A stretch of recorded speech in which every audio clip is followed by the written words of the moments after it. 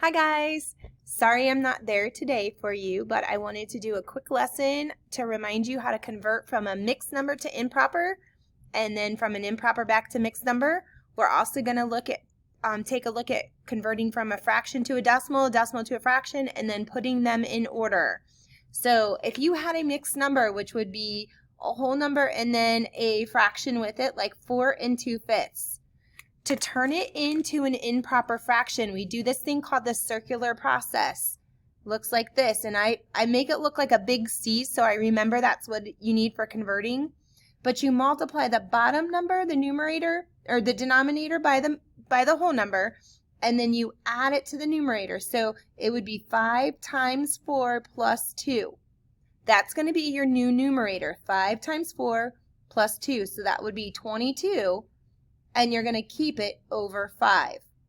Now, on occasion, you'll have something, and I'm going to show you. I'm just going to use the same number. Let's say we had 4/10. All right? Watch what happens when I do my converting here, and I go 4 times 10 plus 4.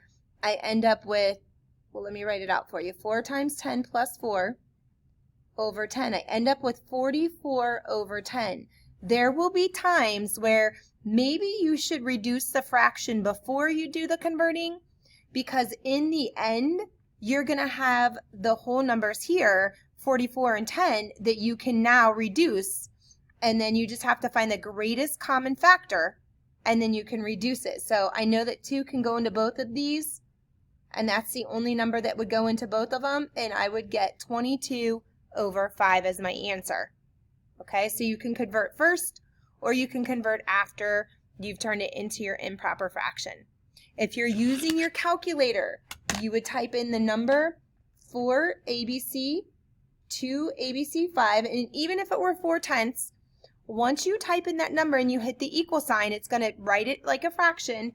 Then you're going to hit second, and you're going to use the ABC button, because that's our improper fraction button. And it will automatically turn it into a reduced improper fraction for you. Okay? For in an improper fraction to a mixed number. So let's go backwards on that. Let's do, and we'll just use the same numbers we have to kind of keep it going so you can see. If we had 22 over 5, all right, that means 22 divided by 5. So 5 can go into 24 times. So 5 times 4 is 20. When I subtract that, I get 2 left over. You write your remainder over your divisor, and that's how you would get 4 2/5. If you were going to do it on your calculator, you would plug in here 22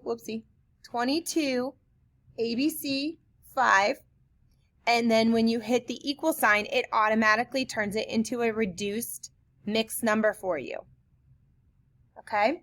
For fraction to a decimal, let's stick with that same number, 4 2/5.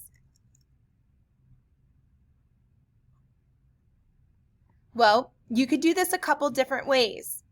I would start off taking my fraction piece, so I know I have 4 and then I'm just going to turn this into a decimal by taking the numerator divided by the denominator. 2 can't fit into 5, but it can fit into 20.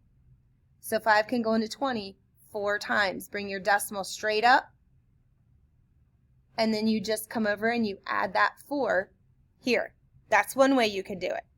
Another way would be make this have a place value if you can. What can you multiply it by to either give it a tenths, a hundredths, a thousandths? Because that's how we read this. This is in the tenths place. So if I convert this to a 10, I can convert this to a 4. And then I would just write 4/10. 4 4/10. If you're going to use your calculator, you just type in the 4 ABC2 ABC5, hit your enter button to lock it in, and then you're going to choose second PRB, because that's the button that will turn it into a decimal for you, or from a decimal back to a fraction. And there you go. All right, so now let's go from a decimal back to a fraction. I'm going to use those same numbers. I'm going to stick with it. So it was 4.4. Sorry, decimal back to a fraction. So write it the way that you would read it, 4 and 4/10. Write it the way you read it. So that's what I'm going to put down here. Write the way you read it. Once you write it the way you read it, then you're going to need to reduce it. So 4/10, I know they're both even numbers. I know they could both be divided by 2. So it's going to be reduced down to 4 2/5. If you're going to use your calculator, you plug in that decimal, 4.4, and you still hit the second PRB because it means fraction to decimal or decimal back to fraction. That's what that little double arrow means. It means it could go either way. Since you put it in the decimal to begin with, it's going to give it to you as a mixed number. Now, sometimes when they tell you take your decimal, they want you to write it as an improper fraction. So you would just go use the same 2 buttons, second ABC, to take it one more step and turn that into an improper fraction. All right, and then the last thing that you need to know that you'll be practicing today is how to put these rational numbers in order. Pay attention to if it says greatest to least or least to greatest. In this case, I'm going to do from greatest to the least. All right, so clearly, I don't even have to do the math. I know that 6/15 is going to be the bigger number because it's positive. All right, so if you can, use some common sense. What you want to do, though, is you want to always have them in the same form. So you either need to make this 2 a fraction with a common denominator, or turn them both into decimal numbers. So this is a 2, which is the same thing as negative 2.0. I could just use some common sense here, and I know that this is less than 1, so it's going to be the smallest, and then there's negative 2, and negative 2s are the opposite, so the negative 2 is actually going to be the smallest.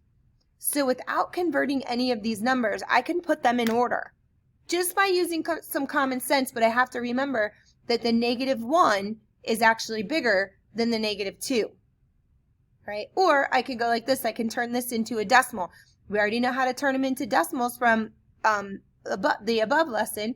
You take the numerator, divide it by the denominator.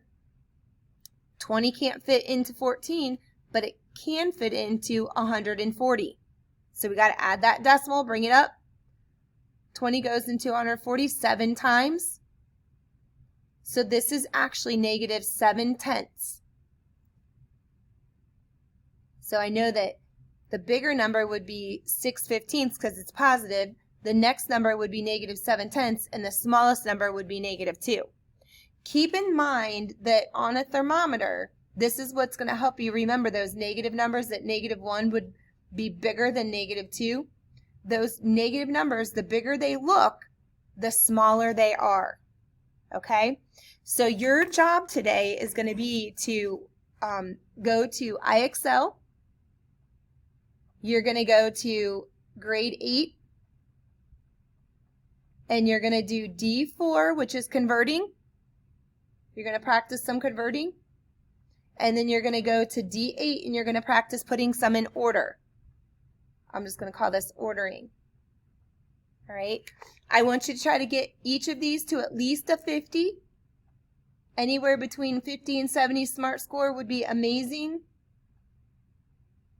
Then I want you to make sure you have your diagnostic done because it is due on Wednesday. All right. So make sure that you have your diagnostic done. You will know it's done if it gives you a score on there. Okay, plus we kind of talked about it on Friday. All right, and then I will see you on Wednesday. So please make sure these 2 things are done along with the diagnostic. So you're set for Wednesday and we can do something for Thanksgiving. All right, have a great day and I will see you on Wednesday.